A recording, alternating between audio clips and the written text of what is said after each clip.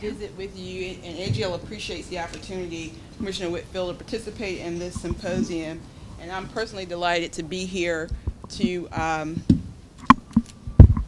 visit this lovely state and this fine university. I think I know how to work this. Let's see. So. If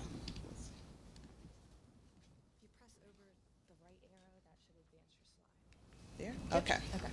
All right, so let me go back. As Frank said, our industry has a tremendous story, and I'd like to share with you AGL's role in this story and how we're getting natural gas to customers. Today I'll present, in the interest of time, just a story of one of our utilities, Atlanta Gas Light in Georgia, and how we've worked with the Georgia Public Service Commission to find reasonable, affordable solutions to the challenge of extending natural gas pipelines to new growth areas. The bottom line is, it's not easy and it's not free, but Atlanta Gas Light Company and AGL with our other utilities have found ways to provide growth, reach new customers and communities, and do so with a reasonable and affordable impact on current customers while having the entire system pay as you go to support new infrastructure. I'm a recovering lawyer, and I know this makes lawyers happy. This basically says that you can't hold anything against AGL if I say something that I'm not supposed to say. A little bit about AGL Resources. We are an Atlanta-based energy services holding company with businesses in the retail operations, natural gas distribution, wholesale services, and midstream operations. We are the largest gas-only distribution company in the United States by customer count, with over 4 million customers in 7 states. Atlanta Gas Light, who I'll focus on today, is our oldest company in the family, and we've been in operation since 1854. So let's talk about Georgia. In Georgia, Atlanta Gas Light has 3 programs in place to extend facilities to new customers. We have traditional line extensions. We have the creation of strategic development corridors using proceeds from the state's Universal Service Fund. And we have our STRIDE program, and STRIDE stands for Strategic Infrastructure Development and Enhancement Program. Under our traditional rate-based extensions, we have line extension rules for both residential and commercial customers who will take firm service from the company. These tariff-based extensions authorize the company to make allowable investments for normal extensions based on the projected life of the appliance mix of the premise of the customer. Typically, this really works for customers who are close to our distribution facilities. And on average, this equates to about $1,500 per meter for residential customers and $4,500 for mid-sized commercial customers like a Burger King. This does not work, though, for instance, where you have new developments that are under what we call all-electric incentives, where developers are incentivized to go all-electric. Or you have situations where municipals or other types of utilities will demand underground electric lines, and this is very costly and significant. So what happens is that the natural gas distribution opportunities are becoming more and more uneconomic, and we call it the donut hole effect. And what you see happening is, because of these all-electric incentives, natural gas is prevented from coming into an area, and so we lose the opportunity to serve those customers, and then we lose the opportunity to serve customers beyond those developments. And so the limitations of these traditional line extension programs necessitated Georgia to look at some more innovative approaches to extending gas to customers. AGL's second approach to extending facilities is the use of investment capital from the company's Universal Service Fund. The USF was created by the General Assembly in 1998 when Atlanta Gas Light Company unbundled to provide means to extend service to traditionally uneconomic locations. The USF fund has grown from a few $1 million initially to over $30 or $40 million over various times over the last few years, and it's funded primarily by rates paid by our industrial customers, our interruptible customers, and from revenues from our asset management agreement that we have with our sister company called Sequent Energy Management. State law requires that 95% of revenues from interruptible customers actually be paid into the USF. And again, this fund allows us to build that universal service fund to provide opportunities to provide pipeline extensions to new growth corridors. In 2011, we asked the legislature to expand the definition of projects that could be funded out of the Universal Service Fund. And now the Universal Service Fund can be also used for above ground facilities to provide new CNG utility service. The CNG program, which began in 2011, has attracted proposals from the City of Atlanta and those in private industry to install CNG stations around Metro Atlanta and in other parts of the state. Seven stations have been approved by the Public Service Commission. 5 have already been completed, and we expect the final 2 to be completed by the end of the year. These stations have actually doubled the number of public access stations available in Georgia, and each station on average takes about $1.2 million in universal service funds.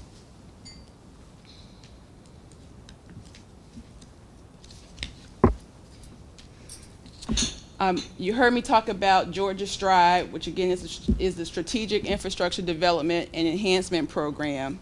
And it's one of our newest programs, which was approved in 2009. Stride is not a creature of the legislature, but is the creation of the company supported by the visionary Public Service Commission in Georgia.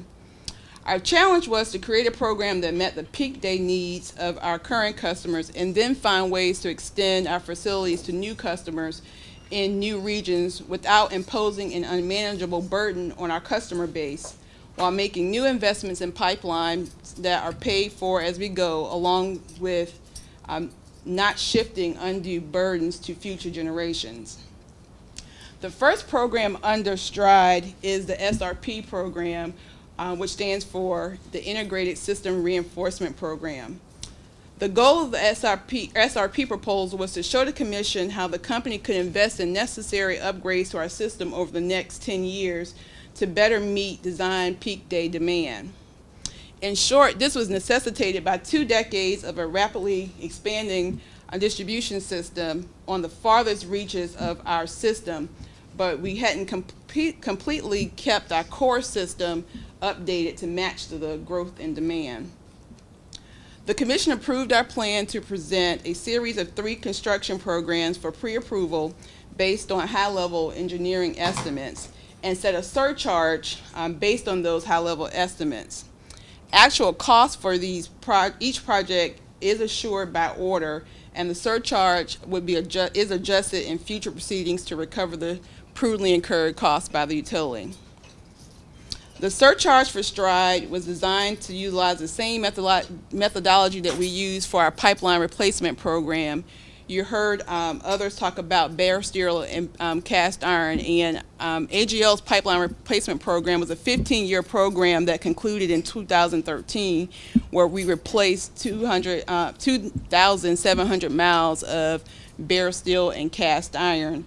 And so our Stride program is using the same methodology to recover those costs of that investment as the pipeline replacement program. But there are some refinements that the Georgia Public Service Commission staff recommended that we do to ensure that the costs were paid by the customers currently on the system. So again, as we incur costs, we're able to recover those costs so that we're not shifting the burden of those costs to future generations. So why do we need an SRP program? If you look at the map there, you'll see green regions versus red. The purpose of the system reinforcement program was to turn those red regions to green. And again, through this innovative approach we have with that was approved by the Georgia Public Service Commission, we were able to do the program on a 10-year cycle using a surcharge as opposed to what typically would take us 25 years to do. Next, I want to talk about our customer growth program, Strategic Corridors. The company Strategic Corridor program allows AGL to make a filing each year to propose new expansion facilities. These filings are based on the company's system needs, market surveys, requests received from regional economic development groups, and government growth data. Since 2010, the company has obtained approval for 8 projects in non-metro Atlanta of our portions of our service territory.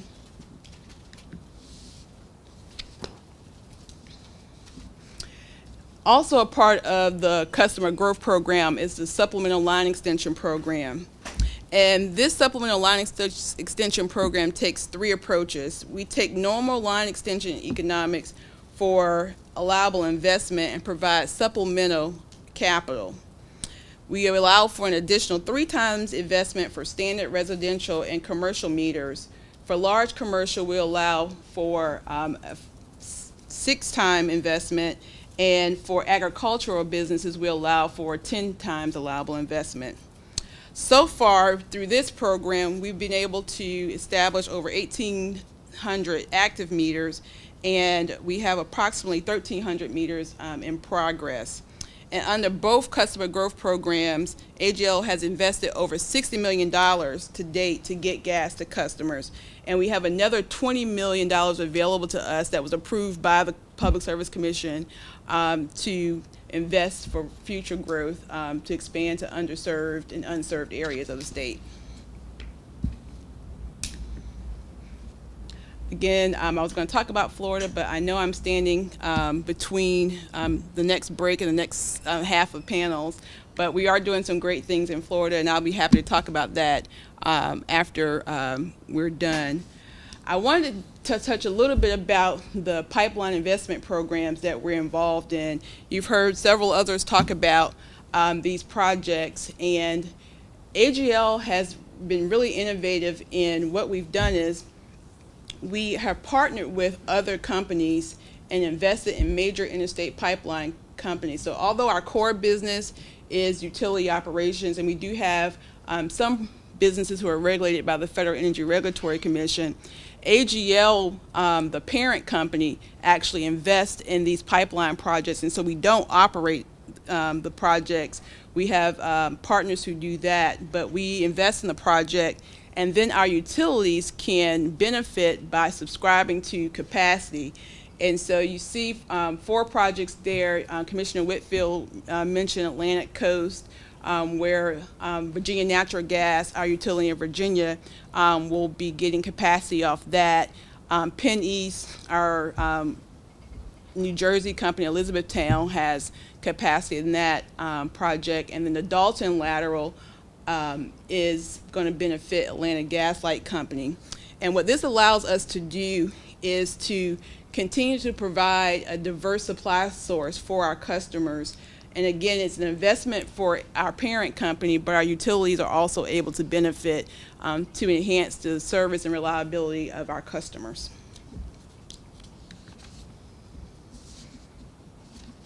So I'd like to conclude with this one thought. Regulators have their oversight role, and utilities have an obligation to serve. The historic paradigm where a utility makes an investment, then files a traditional rate case to recover costs and be subject to disallowance after the fact, is not the best paradigm for the 21st century to encourage new investment to extend service to new regions.